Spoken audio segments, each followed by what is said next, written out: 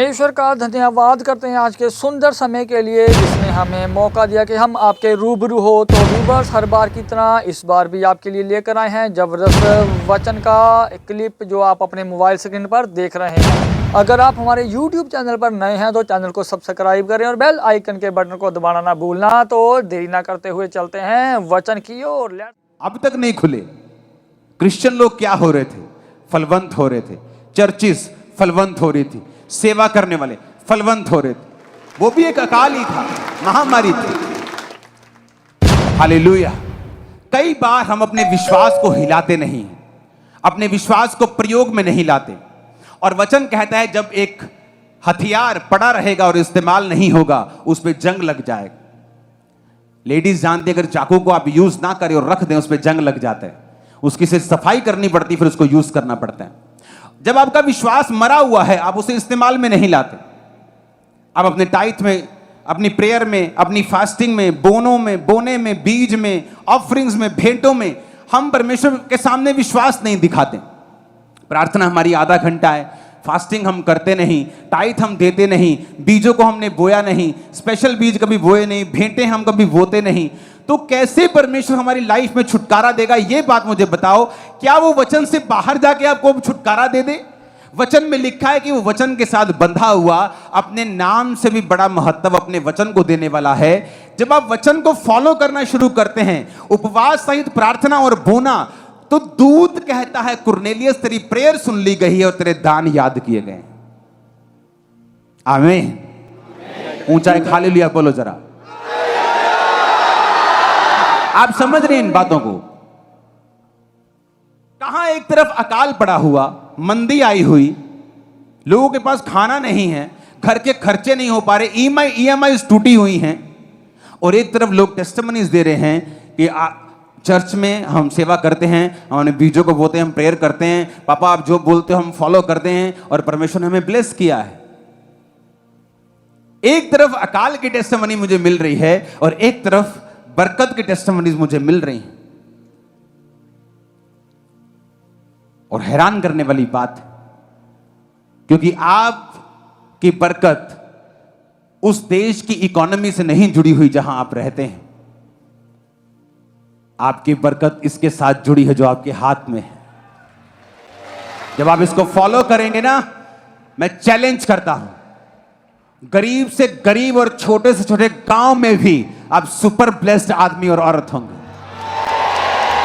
क्या लिखा वचन में?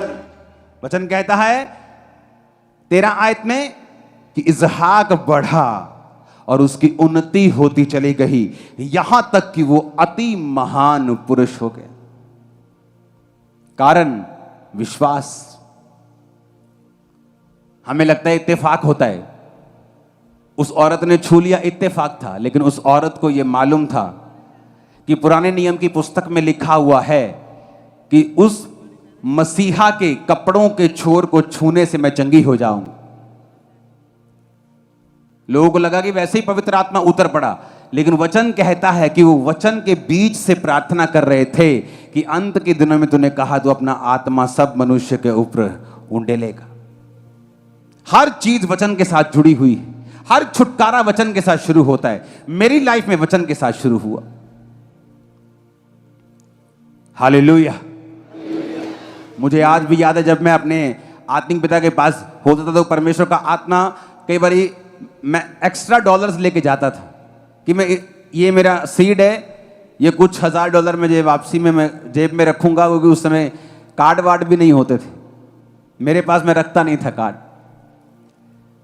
तो खाली विदाउट $1 में इंटरनेशनल फ्लाइट से जब वापिस आ रहा था, मेरा दिल धक धक कर रहा होता था कि प्रभु बोलता था सारे बो दे, इसको बो दे, ये बो दे, यहां बो दे, बो दे बो दे बो दे बो दे, खत्म कर दे। और मुझे डर लगा रहता था वापसी में कि जे किते लोड़ पै गई ते पैसा हुण जेब च है नहीं, तो लोग कहेंगे यार चंगा भला बंदा है, बड़ा अमीर लगता देखने च। तो उसे क्या मालूम कि मैं लाखों लेके गया था और लेकिन अभी मेरे पास कुछ नहीं। लेकिन जब मैं वापस इंडिया आता था, सेवकाई ऐसे ब्लास्ट की तरह पड़ती थी, खुदावंद के यीशु मसीह की आत्मा के ब्लास्ट में। क्यों? क्योंकि मैंने अपने विश्वास को दिखाया। विश्वास हर बंदे में होता है, लेकिन उसे आपको दिखाना पड़ता है, आपको उसे जगाना पड़ता है, काम में लाना पड़ता है, और वो काम करता है। हालेलुया। जिस दिन आप प्रार्थना उपवास में चले जाएंगे, जिस दिन आप बोने में तेज हो जाएंगे, तो ये चीज आप लिख कर नोट कर लेना कि अब छुटकारा बहुत नजदीक है। और ऐसे ही एक झटका परमेश्वर देगा और छुटकारा हो जाएगा।